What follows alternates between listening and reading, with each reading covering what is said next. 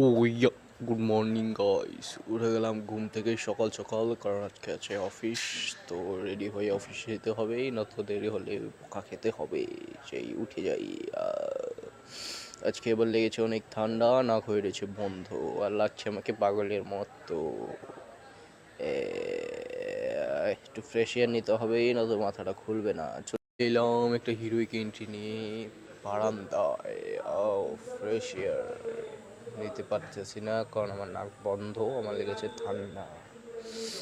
তো বাইরের পরিবেশ দেখে অনেক ভালো লাগছে, তাই এখন চলে যাব। এই ফ্রেশ না হলে লাগে আমাকে পাগলের মতো, তাই তাড়াতাড়ি ফ্রেশ হয়ে নেব।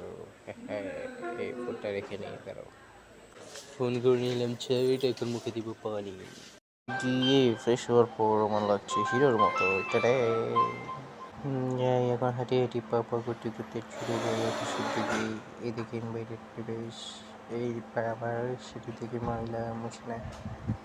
ওকে এভরিওয়ান, টাটা। অফিসে দেরি হলে কাপড় ছাড়টা।